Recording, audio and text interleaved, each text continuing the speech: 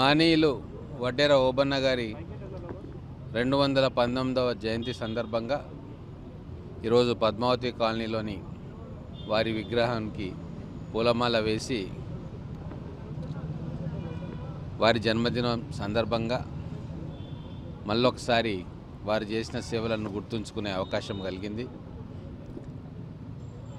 British వాళ్ళ మీద తిరుగుబాటు చేసి స్వాతంత్ర సంగ్రామం కంటే మొదలే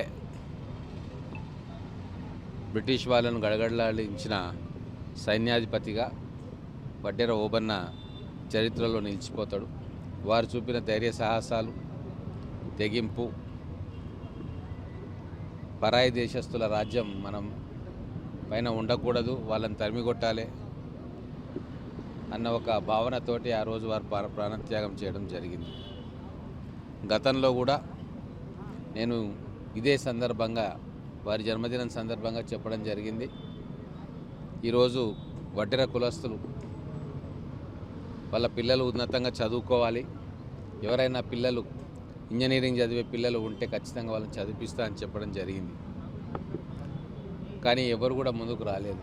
నేను మళ్ళీ వడ్డెర పెద్దలను రిక్వెస్ట్ చేస్తూ ఉన్నా, పిల్లలను ప్రొఫెషనల్ కోర్సెస్లో ఖచ్చితంగా జాయిన్ చేయడానికి కావాల్సిన తర్ఫీదు పిల్లలకు ఇచ్చుకోవాలా. ముఖ్యంగా ఈరోజు ప్రభుత్వ పాఠశాలలో, ప్రభుత్వ ఇంటర్మీడియట్ కాలేజీలలో కూడా మా ప్రభుత్వం వచ్చిన తర్వాత ప్రత్యేకమైన శిక్షణ పిల్లలకు ఇస్తూ ఉంది. వాటిని పూర్తిగా సద్వినియోగపరచుకోవాలని చెప్పి వడ్డెర కులస్తులందరినీ కూడా వారికి విజ్ఞప్తి చేస్తూ ఉన్నా. రాబోయే రోజుల్లో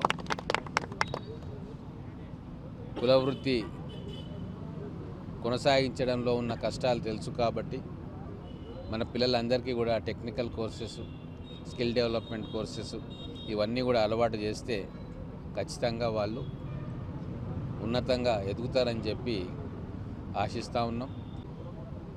రాబోయే రోజుల్లో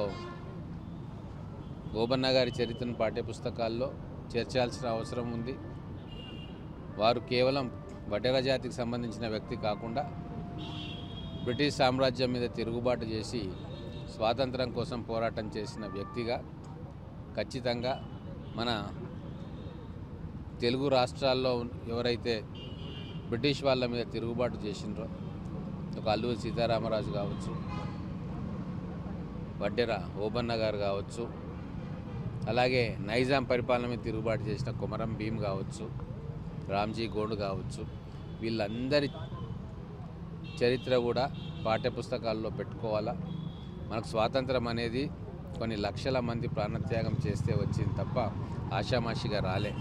సో దానికి పోరాటం చేసిన వ్యక్తులు, నాయకత్వం చేసిన వ్యక్తుల చరిత్రను తెలుసుకొని వాళ్ళని స్ఫూర్తిగా తీసుకొని వాళ్ళ త్యాగంతో వచ్చిన ఈ స్వేచ్ఛని, ఈ స్వాతంత్రాన్ని జాగ్రత్తగా కాపాడుకోవాల్సిన అవసరం భావితరాలకు ఉంటుంది.